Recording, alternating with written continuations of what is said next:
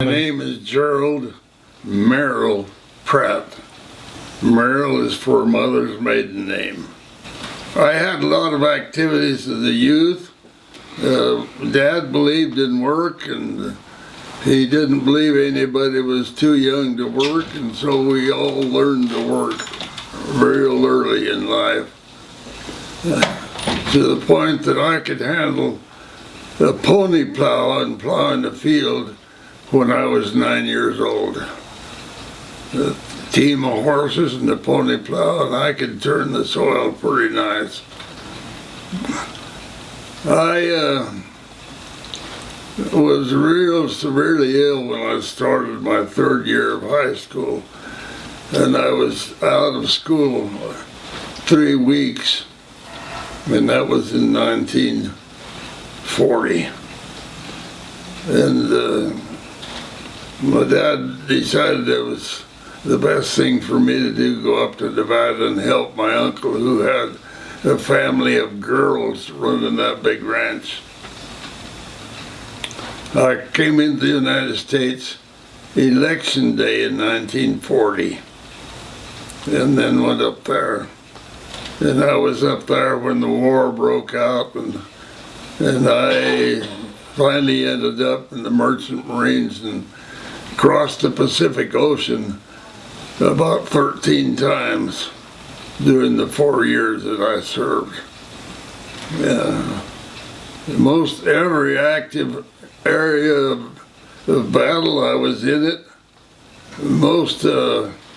I was in Australia 3 different times. I was in Calcutta, India. I was in Colombo, Ceylon. I was in most of the Pacific. But I got home. I came home the first time after leaving the first time in November of '43, just 3 years after I had left. And I like to tell this story about meeting that special person. I went up to the high school to visit, and on the way sitting back, and I was sitting right behind the driver, and he said they're almost ready to go, and I turned around to look to see, and that's what took me right there. That's 74 years ago. More than that. Well, anyway, however long, but I'm still captive. It comes up to we were married in the Arizona Temple, 1946, December the 18th. We'd caught a plane ride from Casas Grandes to Nogales, Mexico, and then a bus up to Mesa where we were sealed, and we came back to catch that plane back, and we got off the bus in Nogales, and the bus driver said, "Your luggage will all be here tomorrow at 10. The plane left at 7 a.m. So we got a couple of rental rooms for Vera's dad and mother, and for my mother, and we got a car and went back to Tucson where the luggage was, and we got back just in time to miss the plane. So we had to spend 3 days out there in Nogales waiting for a plane to come back and take us. So we got home real close to Christmas time. Christmas Eve. And our life has been great ever since. I would like to mention that my sister learned to sew when she was very young. And so she made all of her own clothes, my clothes, and my mother's clothes, most of my life, and did a good job at it. And one other thing that I mentioned the other day that I want to mention is The first year that she taught school, after school was out, she and a cousin decided to go to the World Fair. And that year it was in Los Angeles. And they had a real vacation. They were gone 6 weeks. She had taught school in this little town that I figured was kind of rough. And I didn't think any of the boys there were good enough to date my sister. She hadn't been gone long, and she got a letter from one of them. Oh, I just couldn't stand it. I'd look at that letter, and in our family, you don't open anybody else's mail.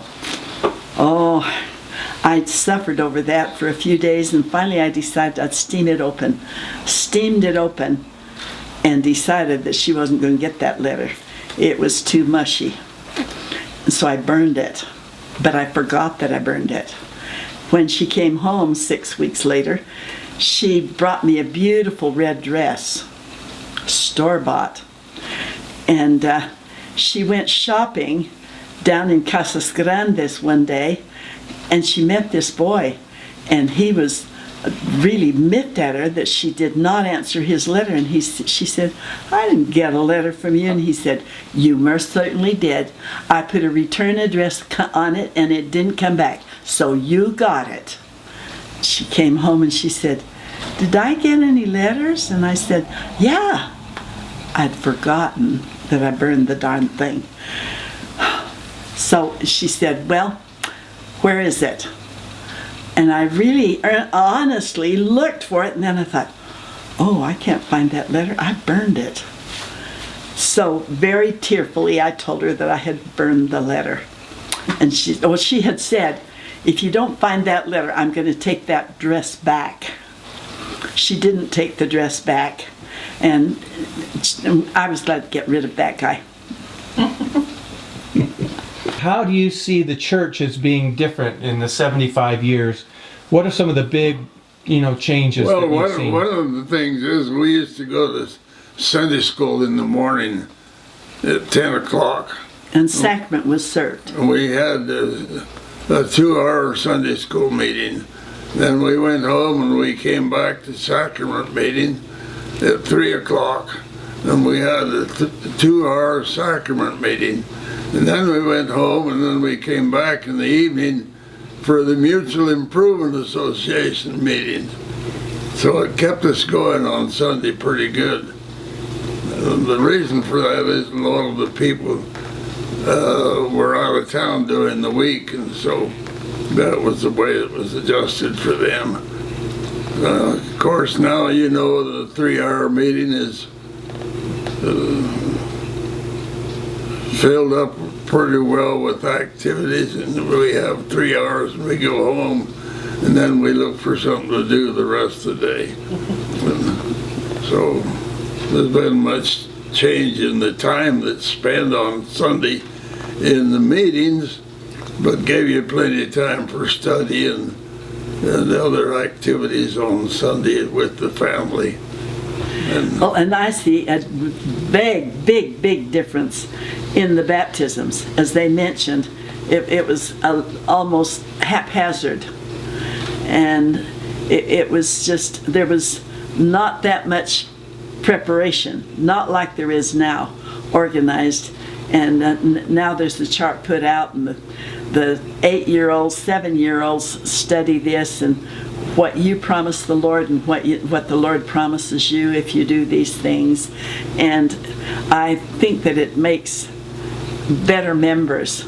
I think that it's much more impressive. Now there's a really baptism ceremony, and somebody tells about baptism, somebody about confirmation. There's musical numbers that all fit. It's much more is made of it. It used to be just, well, let's baptize you today. And so my dad was out of town, and so my birthday is December, and so it had to be the 1st of January. And so we went down to the river, and my neighbor baptized me, and the bishop confirmed me because Dad was out of town. Mom didn't want me to have to wait. We didn't know how long. My dad served 9 missions for the church, so a lot of the time he was off on missions. Part of the time he was trying to pay for a ranch, raise a family, and serve missions. And so a lot of the time he was gone.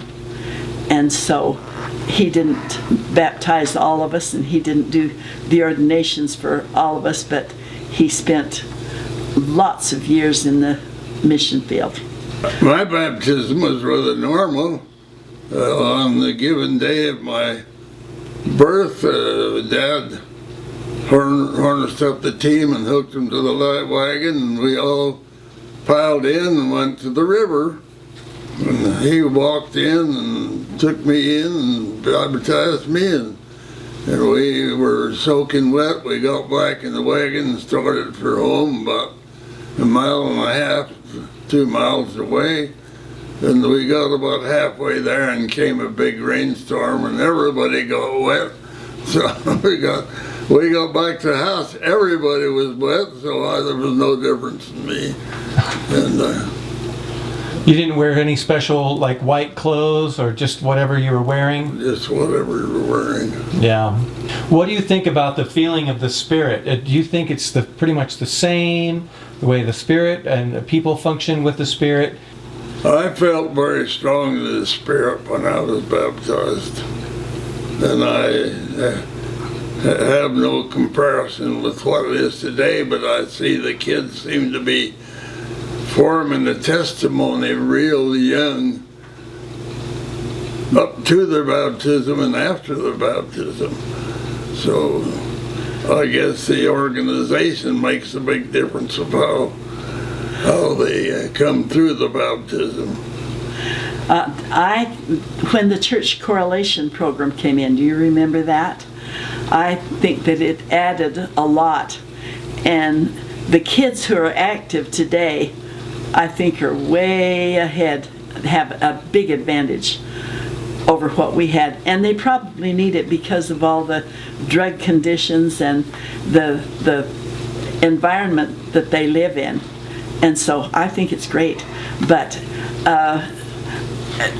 you can, in the pioneers, they had coffee. They drank it all the time, and so little by little, line upon line, this has come about, and I can see a lot of progress. I have always loved church. We loved to have state conference, and in the colonies they always told us how great we were, and that was just sad. It was we loved it, and then you try to be better, and when we would. And another reason we loved conference is because that's when we got to see all of our uncles and aunts and cousins from the mountains.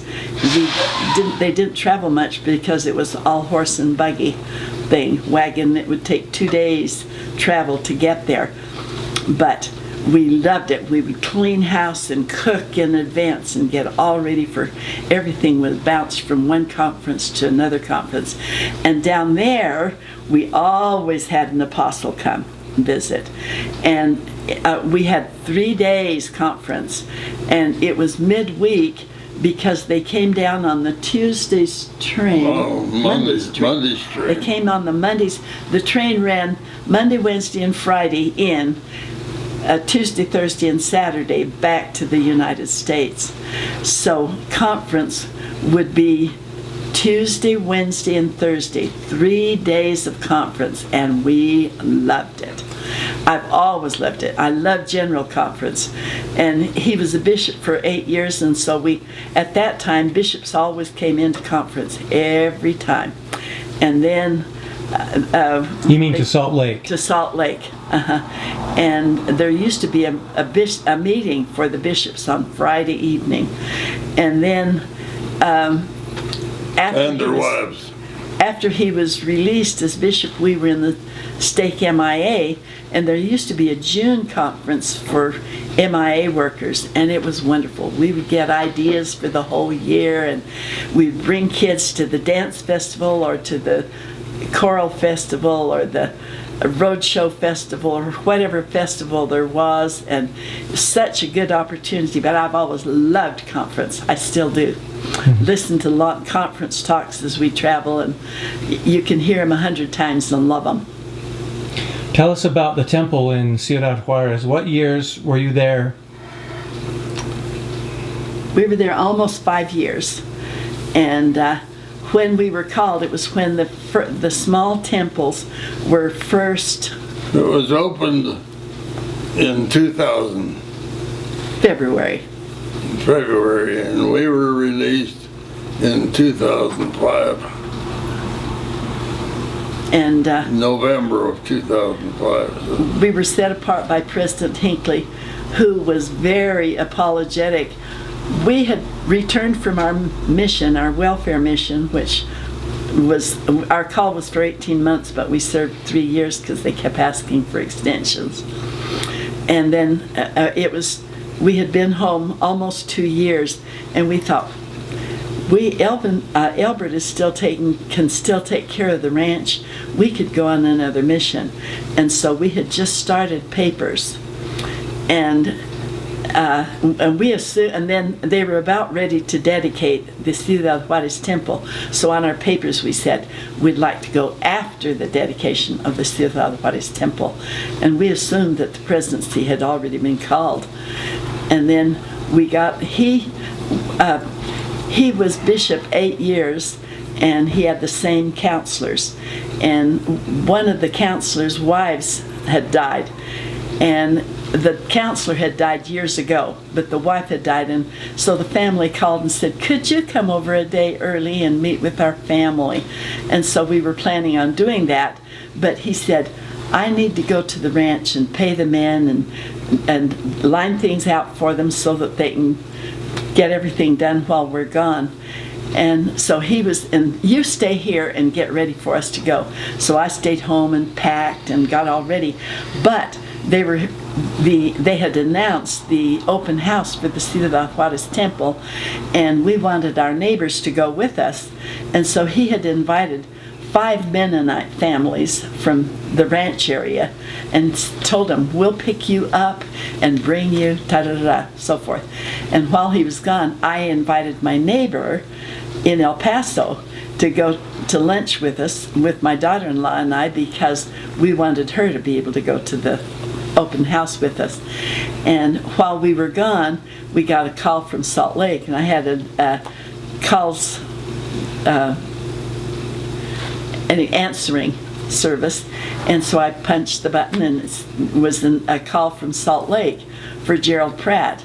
And I thought, well, punch the button to tell him he won't be here today, and I punched the button, and it said President Hinckley's office. And I opened my mouth and I thought, oh, what is this? And I said, well, he won't be here until tomorrow. Oh, that's okay, we'll call tomorrow. But we're leaving in the morning to go to Arizona, and we won't be here. Well, would you have him call when he comes in? So I couldn't go to sleep. And I was up ironing when I didn't really expect him until the next morning. And he was going to come the next morning, and we'd just go right on for Mesa because I would be all packed. He came in that night, and he was just dead tired, and it was about midnight. And I said, you had a call from President Hinckley's office. Then neither one of us could sleep. He said, I wish you had told me tonight. I'm so tired. Anyway, the next morning we got up and went to Arizona and met with the family, and then we had so many questions, and that we thought we really don't have time. We called the office that morning before we left, and they made an appointment for us to come back to fly to Salt Lake. Thursday. And so we went to Arizona, and we came back, and we rushed up to Salt Lake. And when President Hinckley talked to him that morning, he reported in, and President Hinckley said, Brother Pratt, tell me about yourself. I know that you've been a bishop and a state president and a patriarch, and that you and your wife just served an area welfare agents. And Gerald said, well, what is there else to say? And he said, well, what about your health? And he said, well, I don't know many men my age who can spend 10, 12 hours a day in the saddle, and he meant literally on the ranch in the saddle. And President Hinckley said, "Oh, I don't know, I'm doing that at 90. He's so cute. He's such a cute sense of humor. And he said, "What do you think of that?" And he said, "I can't even think of my name right now." And he said, and he didn't say, "Will you serve?" He said, "You have been called to be the president of the new Ciudad Juarez Temple." And he apologized that it was so late. He said, "I'm sorry, I forgot I hadn't called you." And he said, we usually give at least 3 months for them to prepare and to get things in order. And he said, "I'm sorry, I forgot that I hadn't called you." And he spent and when we got to Salt Lake, he said, "In 2 weeks ago, Saturday morning, I'll be in Ciudad Juarez to dedicate the temple. Yeah. Can you be there?" As if I couldn't. But anyway, when we went to Salt Lake, the training was very short, not much. We had one advantage. While we were on the ranch after the mission, we had been going into Colonia Juarez. That temple had just been dedicated the year before. And so on Wednesday night, we went into Colonia Juarez and went through that temple. And so we had learned to go through the veil in both English and Spanish. That was what we knew. That's all. No, we didn't know we were relieved that there was not a cafeteria and there was no clothing rental everybody was supposed to bring. But we had a stash of clothing. We prepared and got a stash of clothing so that if they came without clothing, we could loan them clothing.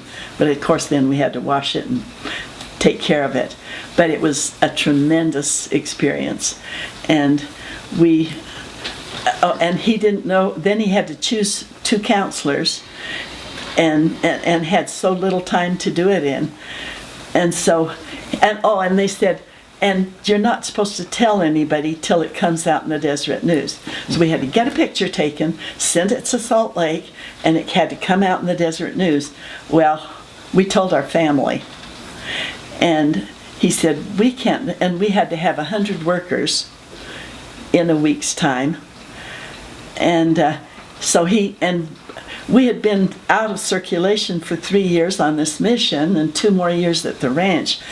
So we felt like we don't know for counselors. And so he just called different bishops and talked and prayed about it and came up with 2 people that we didn't even know. But and handed their names in for counselors, and they had to be approved by the first presidency and the apostles before they could be called. And so when he called his counselors, he called one was from El Paso, and a Mexican man who had served as stake president and bishop in Ciudad Juarez, but then had moved to El Paso. And he didn't have any time. And he said, Gerald said, "What are you doing tonight?" And he said, "I have a funeral." And he said, "I'll meet you at the funeral home." We didn't know him.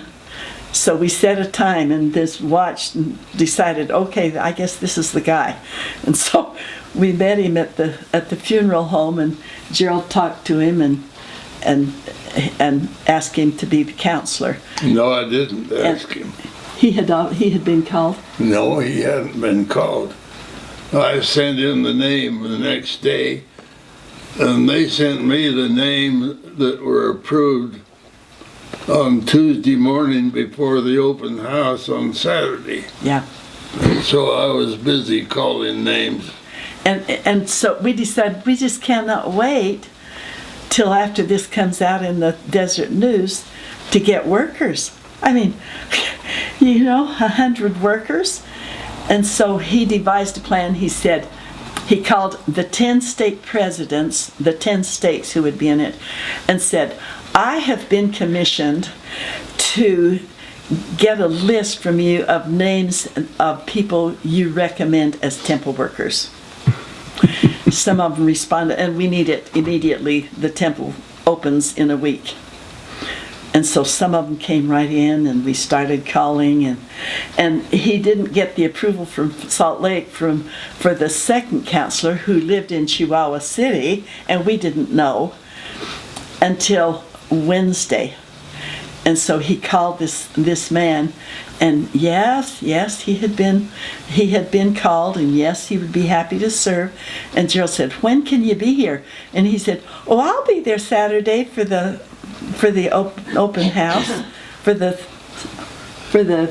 open house dedication. dedication. For the dedication." And Gerald said, no.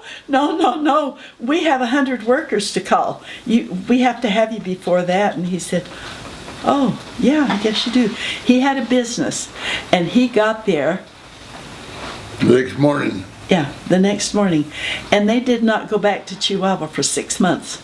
He and his wife. He took care of his business, put his son-in-law in charge, got everything, and got there. And we didn't know him. And so we had just said, "We'll meet you at the temple at 9 o'clock the next morning." Well, they were behind with the landscaping at the temple. And the Colonia Juarez people had just enjoyed getting their temple. And so they decided to come out and help here. And so there were all these people on their hands and knees from the colonies, putting in plants, flowers, shrubs, all of these things. And Gerald and I show up in dress clothes, and they said, They knew. They knew who the temple president was. And we went to introduce each other, and they were, they were, what do we call it in Spanish? Anyway, the daughter of one had married the son of the other. And so they were old friends and had had family connections for years and years. And so we were the strangers. They threw their arms around each other and were pals and had been pals for years. So we were the strangers. But they were wonderful. And all three members, all of us went to every session and every temple session. And Floyd had just died.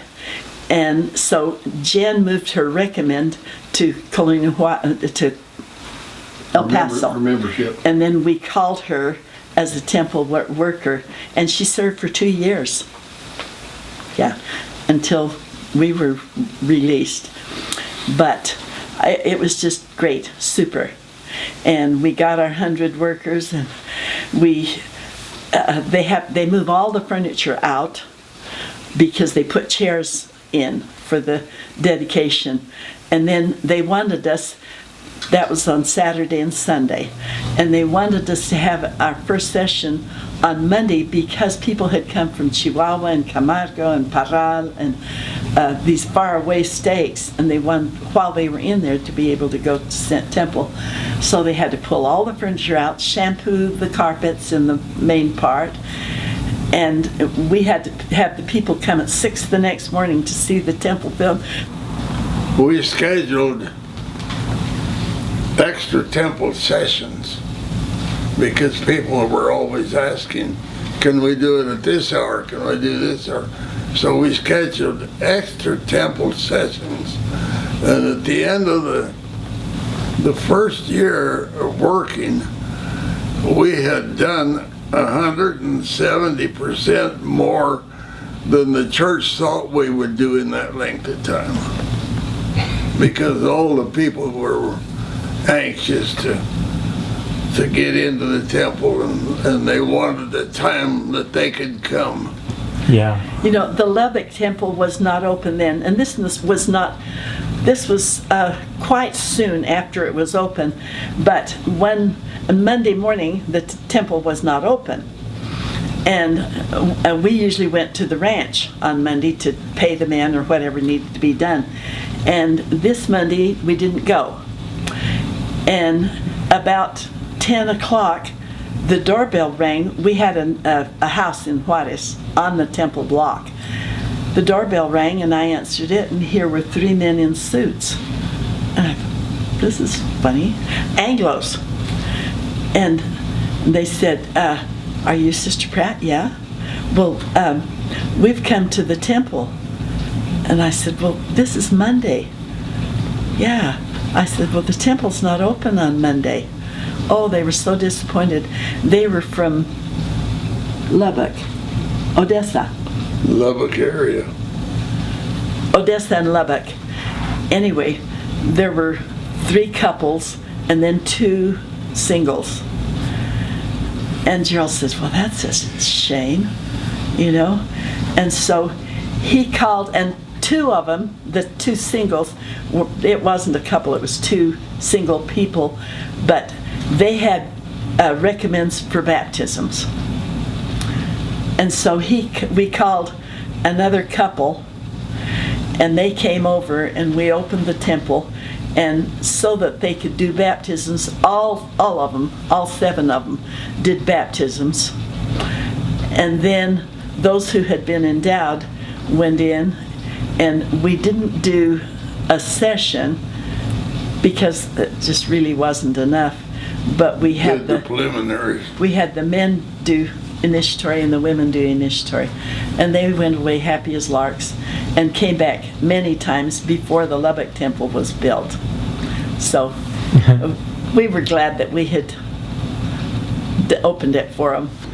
Thank you so much. This is wonderful. Thank you.